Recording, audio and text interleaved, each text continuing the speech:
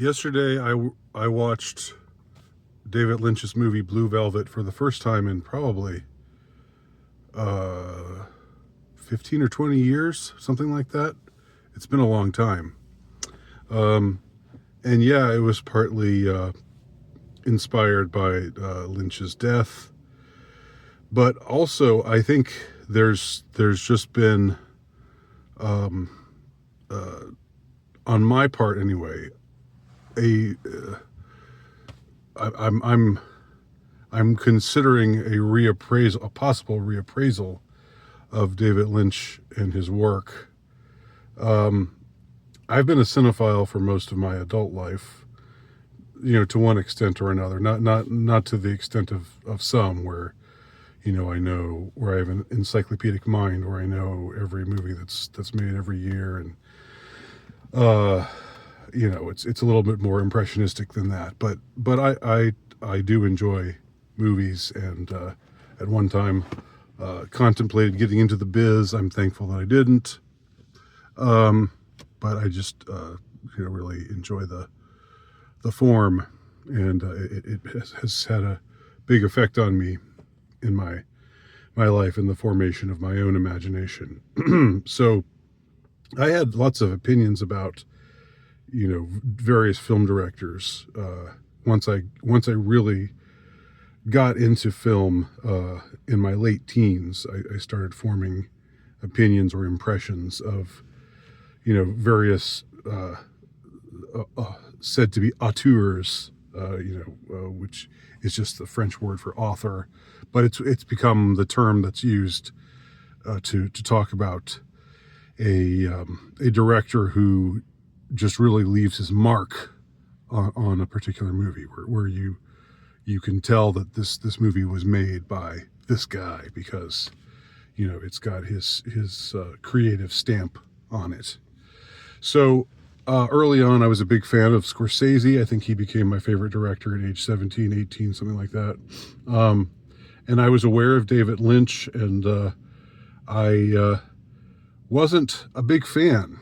Now, I did um, I did enjoy his movies enough, or find them entertaining enough, or hypnotic enough, whatever word you might use there, to actually go and see them. So I had some respect for him as an auteur.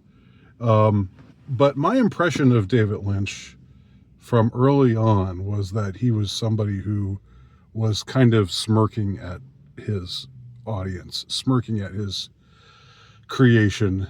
That he was somebody who just threw in all this disturbing, surrealistic, haunting imagery and storylines and plot twists and things like that, but that he didn't really. My impression of him was that he was laughing at the audience, more or less, or just. I sort of thought of him as just like a smirking postmodern kind of person. I knew people like this. I knew people who were into calling themselves postmodern, or having a postmodern kind of identification, or way of defining themselves, a way of defining their whole attitude towards existence. And it seemed to me that the postmodernist was like a sort, like nothing was real, nothing was really, nothing was sacred, nothing was, like you offered something, and it seemed to me that Lynch's movies often had this intentionally corny aspect to them, and Blue Velvet is an excellent example of this. Of course, it's got tons of extremely disturbing material, but it contrasts that with this this image of the good, this image of good and innocent characters, like the ones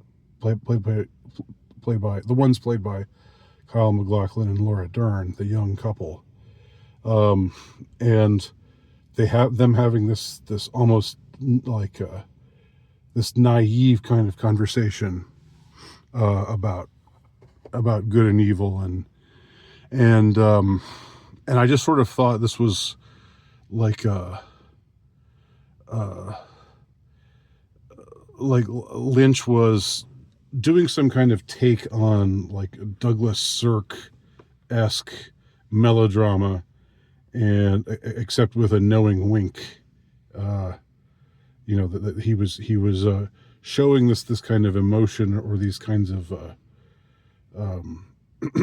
this kind of naivete, this kind of innocence, and kind of laughing at it, or kind of making fun of it.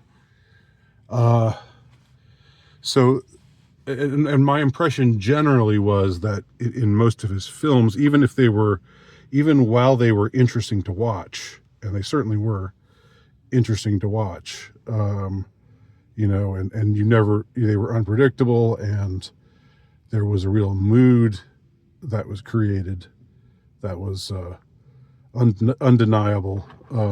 He was a master at creating, an eerie kind of mood. That's something that stayed with you.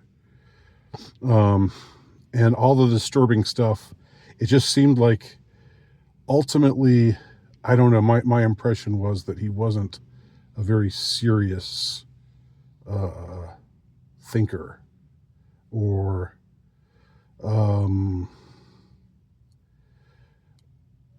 just that he was like deep down kind of laughing at the audience. That was always my impression. And they didn't really believe this stuff about good and evil and whatever, that he was maybe some kind of like a cool, trendy nihilist, postmodernist sort of person. Now, it's interesting to see how things change, how the general take on David Lynch changed through the years, because in the 80s and 90s, when he was first starting out, the people who liked him were, these off-kilter, left of center, people who probably voted for Dukakis, and I don't know. If I was to come up with a profile of the David Lynch enjoyer, it would definitely more be a blue state kind of person, even though this was before you really before you really heard people talking about blue state versus red state America. But somehow, somewhere along the way, Lynch became kind of a darling of conservatives. And it's not a trajectory I would have predicted for him at all. But I think partly it's his deference to having aesthetically pleasing, but both scenery and characters. Like he when you think of like the cast of Twin Peaks, everybody is beautiful. Like almost every single character except the log lady, maybe, is really handsome, or really pretty, and all white, just about all white, with just a few exceptions. And it didn't seem like Lynch ever went for the DEI kind of when it became trendy to have these kinds of anti-white themes, or anti-normalcy themes, or what have you. It just didn't seem like he was interested in that. Probably not from an ideological perspective, but just from an aesthetic perspective. It just wasn't what he wanted to do. And somehow the fact that he stuck to his guns, and I seem to recall when he did the third season of Twin Peaks, like in 2017 or something, like years and years later, that he continued to have the same sort of cast, and there wasn't much diversity and stuff, and he just wasn't interested in that. And that seems like, in the 80s, nobody really cared about that. You had a movie full of a bunch of white people, and nobody cared. Nobody made a fuss about it. It wasn't a thing. But later it became a thing, and I think Lynch did not change with the times. And so this is becoming more of a commentary on Lynch, I guess, than Blue Velvet. Maybe I'll save my assessment of Blue Velvet for another video, because I'm still sort of mulling everything over. But this yeah, so he didn't change to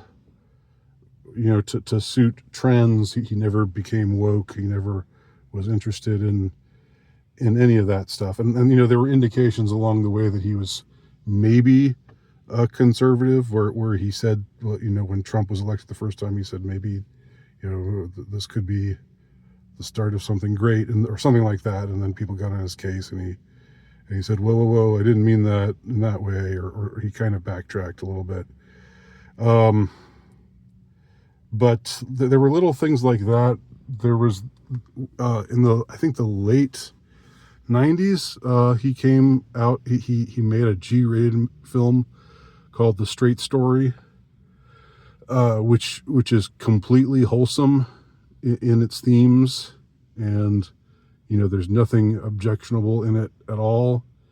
And it didn't seem to be making fun of the audience. It didn't seem to be like, so all of the things that, everything that I suspected about Lynch, Straight Story, it might have been later than that. I'm not sure. Was it before or after? I know it was after Wild at Heart. Was it before or after Lost Highway? I'm not sure where it falls in the filmography. But anyway, so you kind of got a sense that maybe Lynch really did enjoy the wholesomeness that he portrayed. Even if he portrayed it cornily, maybe he actually, in his heart, sympathized with these sorts of characters and this kind of mythic landscape that he put on display, especially in The Straight Story, which I should see again. I haven't seen since it came out. But just rewatching Blue Velvet, there's a crucial scene where after Jeffrey, the Kyle MacLachlan character, after he encounters Frank Booth for the first time, this is before he personally encounters him, but when he sees him voyeuristically and abuse Isabella Rossellini from the closet of her apartment, and he's off driving with Laura Dern's character, who's like a blonde innocent, even though she's two-timing her boyfriend. So there's a little suggestion there even within the innocence, there are suggestions of stuff that's maybe a little bit more complicated about these characters. Kyle MacLachlan's character is interested in being a detective and solving this crime, and seeing what's really going on, but he's also kind of darkly attracted to Isabella Rossellini, and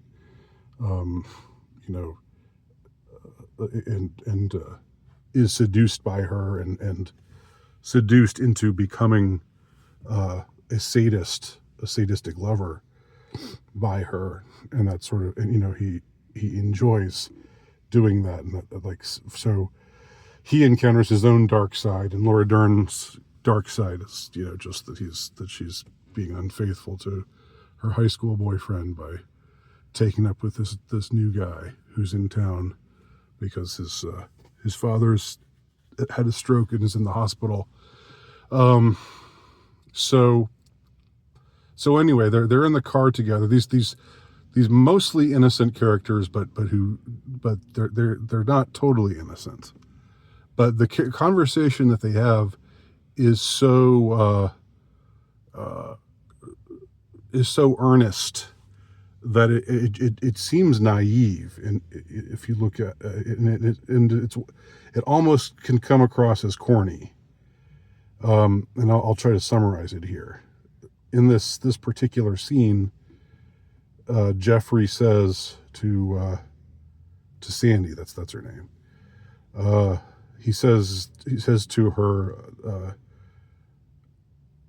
he brings up Frank Booth and how he's a dangerous and sick and dangerous man, but he doesn't tell her any more detail than that because the details are too shocking, and he doesn't want to talk about it. Doesn't want to put these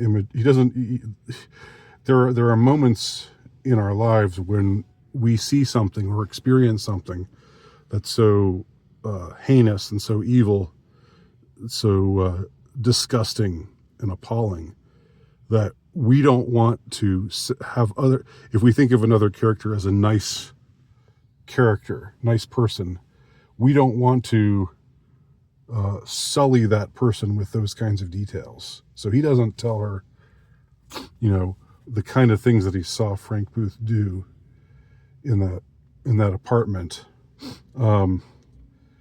But he does say what does happen is he starts to weep silently. A tear rolls down his cheek, and then he says, almost sobbing, "Why are there people like Frank in this world? Why is there so much? Why are there so many? Why do terrible things happen? What's wrong with this world?" And it's a moment that seems, and what I suspected when I watched that scene when I was a teenager, what I suspected was that this was Lynch kind of making fun of these characters and making fun of people who talk this way. But part of my what perhaps is my reappraisal of Lynch right now, I'm possibly transitioning from one perspective on Lynch to a different perspective, is that maybe this is, even though it comes across as corny, it's actually earnest in a way, and it's actually we're actually meant to sympathize with these characters at this moment. And today it's like, oh, he cries in front of his girl. What a beta male, but in the 80s, you didn't have those kinds of prohibitions. There wasn't, the red pill movement wasn't around. Of course, there wasn't the kind of all-encompassing feminism that gave rise to the red pill and to the manosphere and stuff. So you could see a situation like this where a guy just tears up because he's been subjected to this traumatic kind of encounter, and it's just because he's with somebody who he sees as good and somebody that he can unburden himself with, even though he doesn't want to tell her the disgusting details of what he saw. And she responds by saying, I don't know the answer to your question, but I had a dream the other night that there was darkness in the world and there was nothing we could do. And then a bunch of robins came and they brought light into the world. And it sounds so asinine. It sounds so stupid, but if looked at in a certain way, and again, my suspicion at the time was just that this was just a silly kind of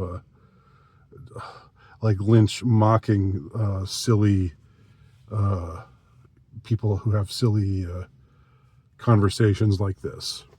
But now I suspect otherwise, because this time when I watched the movie, I thought, you know, there's something, I felt kind of moved by this scene, by the earnestness of it, you know, by how plain spoken, you know, both of the characters are, and how her vision of good and evil, and how good light is brought into the world by Robin's. And later in the movie, we see a Robin in a crucial moment. You know, it's as we say today, it hits differently. So I think that's where I'll end my reflection. Anybody who has any thoughts about Blue Velvet, feel free to chime in below. Thanks for watching.